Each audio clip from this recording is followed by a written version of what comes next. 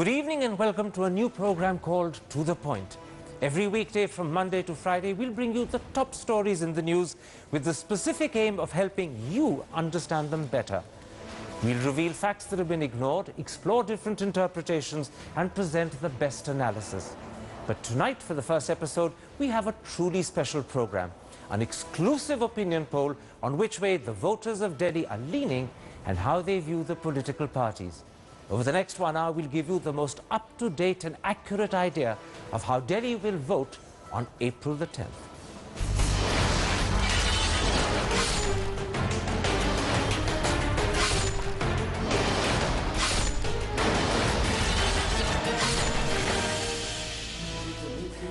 Now, to analyze the poll results and discuss what they mean, I'm joined by Headline Today's stathologist Ashok Lahiri, the well-known senior journalist Nalini Singh, and India's top sociologist Ashish Nandi. Later in this program, we shall also have the chairman of the Hindu group, N. Ram, and top politicians from the main parties. But first, here's my colleague Sanket Upadhyay with what the polls suggest about the mood of the Delhi voter. Absolutely, Karan. In fact, before we show you the mood, let's also quickly take you through the methodology of this Cicero India Today exclusive opinion poll that has in fact been carried out. Of course, it involves field work for the survey conducted on the 27th and the 28th of March of this very year. The methodology also includes interview that was conducted using standard structured schedule. A total of 1,188 interviews were conducted across 80 locations across the city. 40 out of the 70 constituencies of Delhi were sampled. Respondents selected from official electoral rolls. And now for the mood of the Delhi voter, the first question that we asked to our respondents was, are you satisfied with UPA government's performance in the last 10 years? And this is the result that we have. 41% say they were satisfied, 58% say they were dissatisfied, 1% had no opinion. The next question that we actually asked them was community-wise breakup of which party they would actually like to vote for. The Brahmins, 20% for the Congress, 49% for the BJP, 23% for AAP. And this list it goes on and on. There are Punjabi Khatris who were profiled, Vaishyas, other upper caste, Jat, other OBCs, Dalits, Muslims, Sikhs. The interesting takeaway from this particular survey was predominantly under all these categories, or for all the castes that we had in fact profiled, most of them prefer BJP as their first choice, Aam Aadmi Party as their second choice. But interestingly, for the Muslims, the figure for the Congress is 41%, the figure for the BJP is 15%, and the figure for Aam Aadmi Party is 27%. So barring Muslims, it seems all other communities prefer the BJP first, then the Aam Aadmi Party, followed thirdly by the Congress. Thank you, Sanket. Ashok Lahiri, let's start with that figure of 41% satisfaction with 10 years of UPA rule. To me, it seems surprisingly high. Or to put it the other way around, I'm surprised that the dissatisfaction level isn't higher than 58%. How do you explain that particular finding?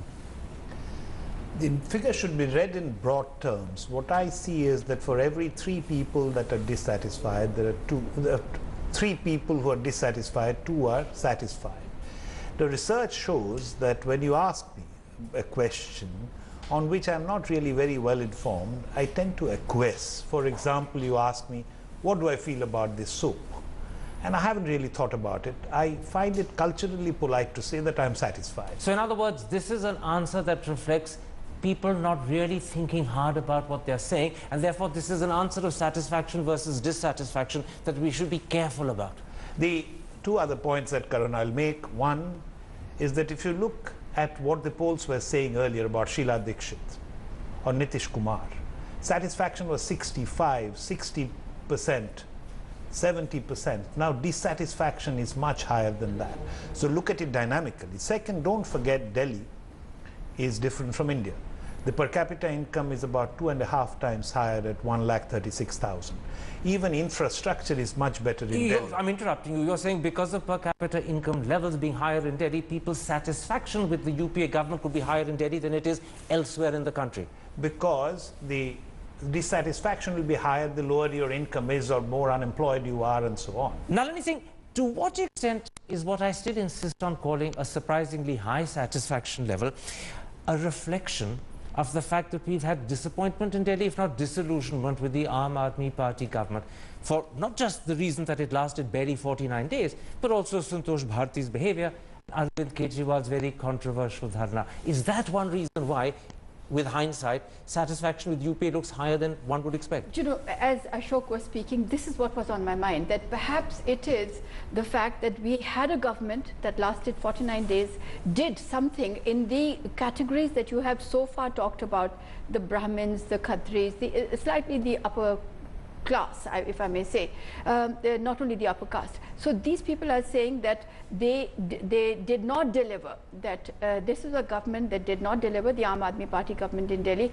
So in any case, you know, there is a central government which we have been enduring for the last 10 years, so it would be a 41%. But the fact that these people are looking at the future, not only these, but the others that you have also interviewed, that 58 to me seems to be, you know, I would have expected it somewhere in the 60s, the low 60s. So my kind of question mark is about 5%. So if you're going to say plus minus 5%, I'll be all right. But otherwise, I'm a little bit... So there's an interesting lesson over here. Delhi views UPA a little better than one would expect it because of its disillusionment with Arvind Kejriwal's experiment of 49 days. But you know, how can one Delhi government, one 49-day-old government, change things so much in people's minds about the central government? I'm also wondering. Absolutely. That's one of the perplexities that this poll throws up. And obviously, we need to go back to the people to find out the answer, although we can speculate. And when one speculates, Ashish Nandi, one of the findings that struck me is one of the ones that Sanket was referring to when he was talking about how different communities had indicated their voting preferences, and that is how the Sikh community breaks up. 44% say they will vote for BJP, 26% for Congress, 24% for AAP. Does AAP's third position indicate that the SIT that Arvind Kejriwal appointed to inquire into the 1984 riots, when he said that Congress simply hadn't done enough, has not actually won him a significant proportion of Sikh support? Yes, perhaps not. It is probably too late in the day. People are tired of the whole issue. Perhaps. One can only guess. But one general point I would like to make at the beginning of this program, that India is such a diverse society that every policy input, every initiative you take differentially affect different parts of the society. As a result, what pleases some people enormously displeases others also. That's absolutely true. But Arvind Kejriwal designed the SIT proposal as a specific way of appealing to Sikh voters. He believed that this would actually give them the sense of justice that they'd been denied. He blamed the Congress government for having overlooked that particular concern. And now the poll results suggest that he's actually in third position as far as the Sikh voter is concerned. So has he actually failed to understand what the Sikhs wanted and mistaken the fact that Congress hasn't acted as something the Sikhs wanted them to do? For all you know, Sikhs might think that the real contest is between Congress and BJP, and Kejriwal is just a third-party intervention of some... You're saying something very interesting. You're saying that actually over time, Kejriwal and Aam Aadmi, which were considered to be a front-runner, are now becoming a bit of an irrelevance. Is that what you're suggesting? I'm suggesting that they are now being seen more and more as a third party, which they in reality probably were from the beginning. Would you agree with that from the findings? Because you've actually seen the way different communities have assessed the parties. And as Sanket pointed out a moment ago, with the exception of the Muslims, all the communities that were asked, their biggest section actually preferred the BJP. But again, all the communities chose AAP before Congress. So would you agree with the conclusion from Professor Nandi that AAP is diminishing and perhaps becoming irrelevant, that is becoming the third, not the first or second party? I must make 3 points here. First, what delighted me is that in cosmopolitan Delhi, except for the lower support from the Muslims for BJP, I do not find much signs of identity politics. No, but answer my question first before you come on to that. Now, when you say Sikhs, for example, AAP, there has been swing away from AAP across all communities. Now, you should be careful about reading too much in that 3% swing, 4.5% of Delhi's population is Sikh. The 1200 is the sample size. So you have about 66 in the sample. 3% of 60 is 1.8. So there is a shift of only 2/6 away from AAP. Don't But try what to about read the fact, too what about much the fact into it, that that every number. community that was asked has actually put AAP as their second, not first choice? Is that indicative of the fact that they are now slipping in significance and importance in the eyes of the Delhi voter? That, I think, is inescapable. I mean, if the opinion poll has to be seen in its right spirit, then Come in, I Anand, you think wanted to say something. I just want to say that actually I'm a little bit surprised at the classificatory variables that we are going for castes in cosmopolitan Delhi. We are looking at it Brahmin, Vaishya, etc.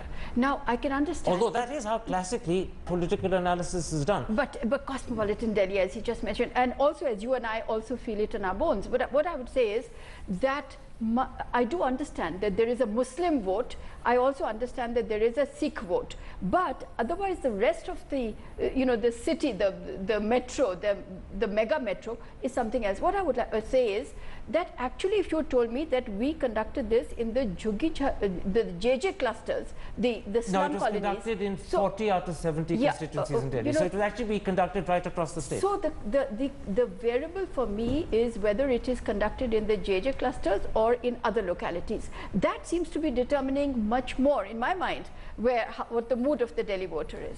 One of the pictures that emerges, Mr. Lahiri, and I'll come to you in a moment's time, Professor Nandi, is how AAP support has diminished fairly sizably, even if you think it's only impressionistically over the last 4 months since the Delhi elections. The other thing that emerges is that with the solitary exception of the Muslims, all the other communities, and I prefer the word community to caste categories, all the other communities that were asked how they will vote, put Congress third. Now, to a layman, that is a significant thumbs down. Would you as a psephologist read it the same way? That Congress is getting across the communities a thumbs down?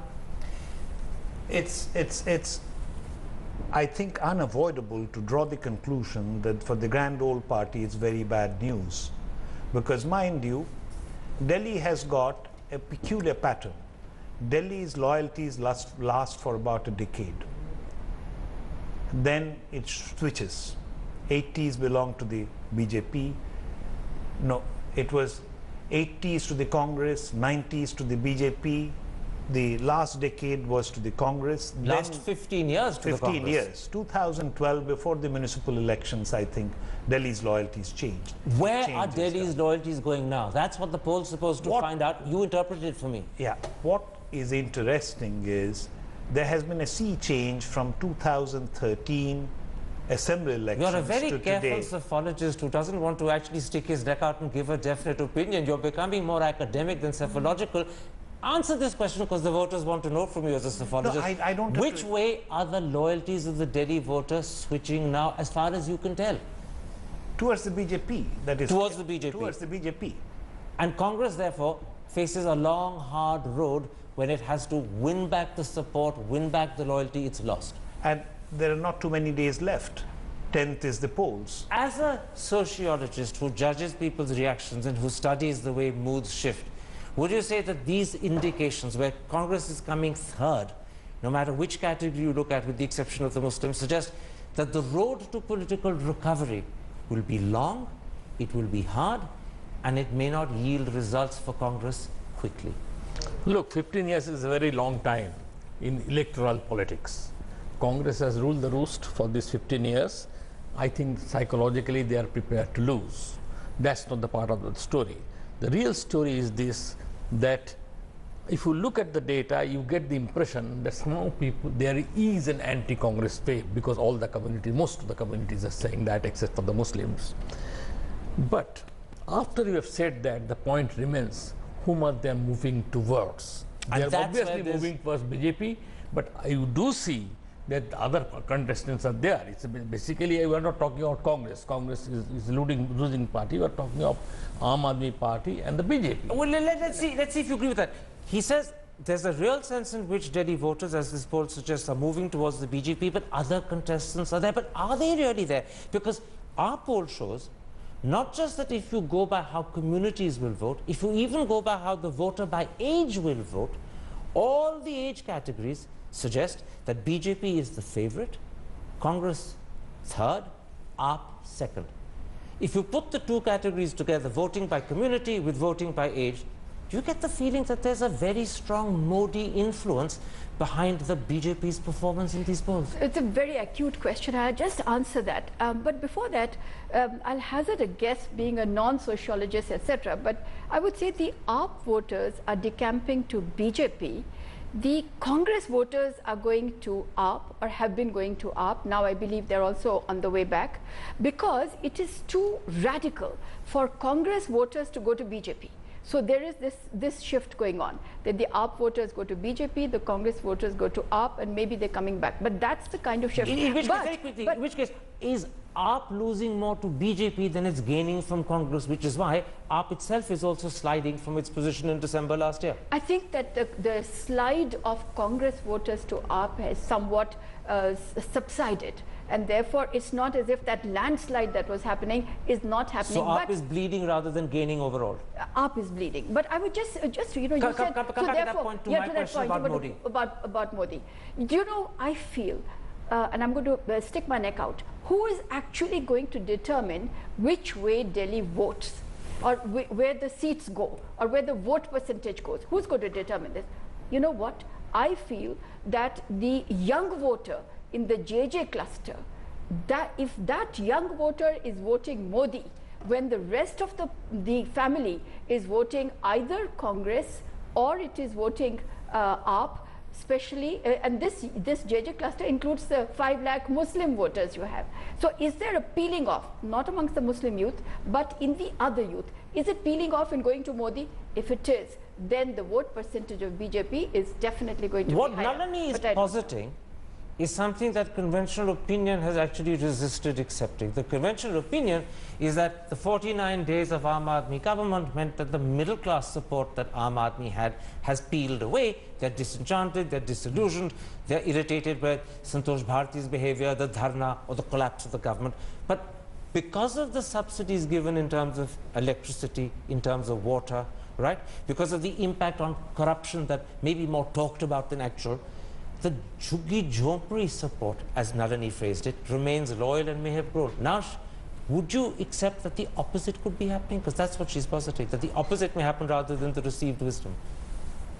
It may, but I don't think there's a lot of time left for elections, and Indian voters are notoriously labile. They don't want to vote for Congress. That is, Delhi voters at least do not want to vote for Congress. They have seen enough of it. And I can understand that feeling. It could be sheer boredom. And I cannot blame voters for that. To what extent then are Delhi voters put off Congress because there isn't an appealing figure at the head of the Congress party at the moment? Sheila Dikshit was there for 15 years. Auntie Sheila, as many consider her, attracted a lot of support and loyalty. She's now gone.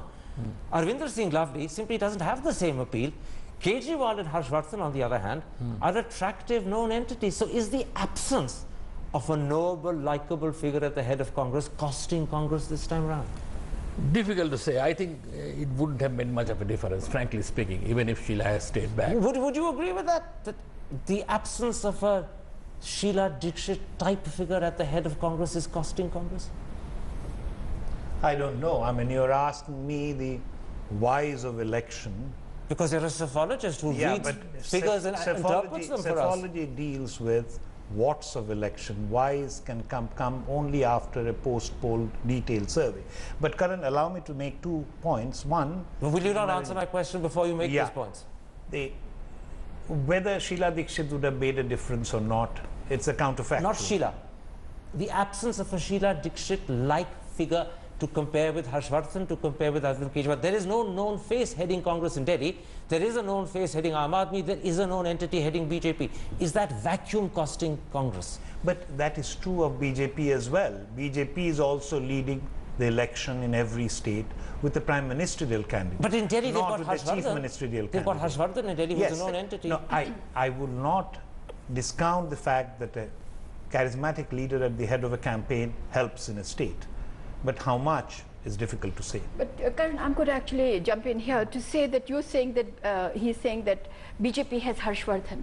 Now, Harshvardhan is a BJP state president, changed midstream just before the other election, the assembly election. Then he is also the if he's the chief of the election committee, selecting the candidates, and he is a candidate. So I'm asking one question to the BJP: where is your war room? Who is actually leading this charge? Because if you're but that absence of a war room is not costing them in terms of what the poll shows as support. That's what is extremely interesting, which is what, therefore, the opinion polls. Is there something which really builds up? All and right. will that convert There's a into very votes? interesting paradox you're pointing towards. You're suggesting that by fielding Harshvardhan and using him in the way they are, the BJP has diminished their war room, and as a result of diminishing their war room, they lack a strategic heart, and yet the polls suggest that they are right at the very top in terms of support from all the different communities. May I just add this to this? That actually what's happening is that the BJP's poll campaign is being managed by the RSS. Well, and they are extremely that we don't active. have an answer to. That may be your opinion and I'll accept it for now. But let's take a break at that point and come back and see whether the rest of our poll, which we're going to bring up after the break, gives some sense of why the BJP is doing so well. Who, for instance, does the Delhi voter want as Prime Minister? And after that, which is the party they're going to vote for? And what sort of seats are they likely to give it? That's the big question. Join me after the break to hear the answers.